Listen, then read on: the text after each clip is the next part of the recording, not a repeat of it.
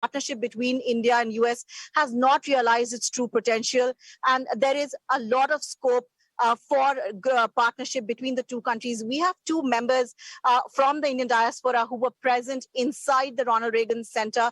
I'd first like to go across to the gentleman here. So what's your name, and what was the takeaway for you from Prime Minister Modi's visit? What was the sense that you were getting inside the auditorium today? Thank you very much. My name is Geetesh Desai, and I was electrified like many others in the auditorium tonight.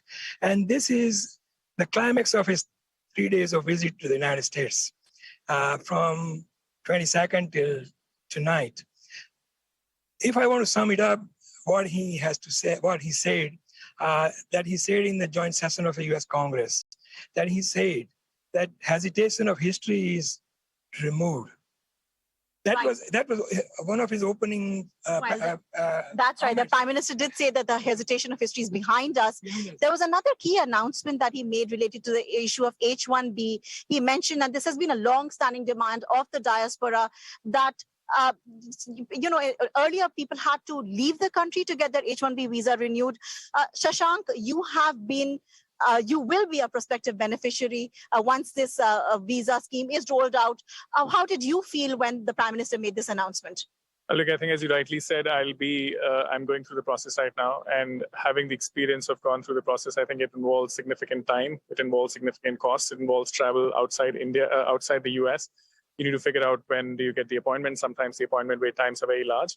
Even when you spend that time and spend that cost, there are still horror stories that you hear all the time. People not getting appointments, people getting appointments 1 year down the line, people getting stuck in India because the decisions are pending or the decisions are not according to them. So I think it's a very welcome announcement, but I also want to note that it's a pilot project that's going to come up in December.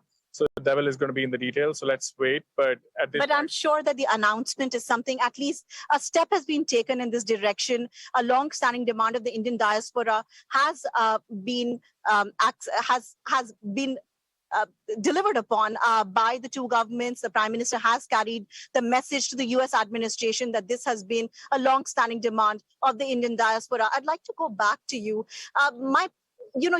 Since when have you been living in the US? And over the years, how has the relationship between India and US changed? And do you think that there has been any change specifically since Prime Minister Modi came into power? If I want to say in one sentence that from his own poem that he wrote, that he says, "Abhi to suraj uga hai, gaur andhera hatane, gaur andhera nikalne." So something like that he said, and what he meant that in between, there's lots of potential, and all the potential has a great possibilities to bring two countries together.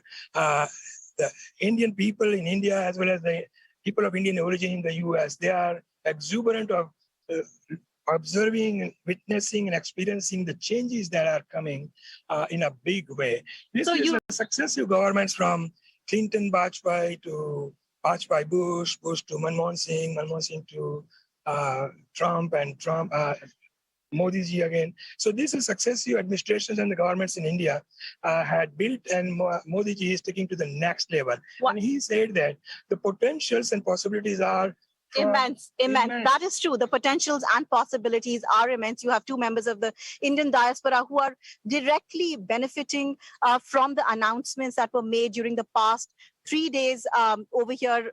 During the Prime Minister's visit, there were key announcements that were made related to defense partnership, related to partnerships in the area of technology, related to partnership in the area of clean technology. The Prime Minister not only met with President Biden, who of course rolled out the red carpet for him. A state dinner was hosted in his honor. There were intimate dinner meetings that the President and the Prime Minister had here in Washington, D.C. But you also saw a whole host of CEOs, the CEO of Apple, the CEO of Google, everybody meeting the Prime Minister, and then this gala diaspora event that we witnessed at the Reagan Center.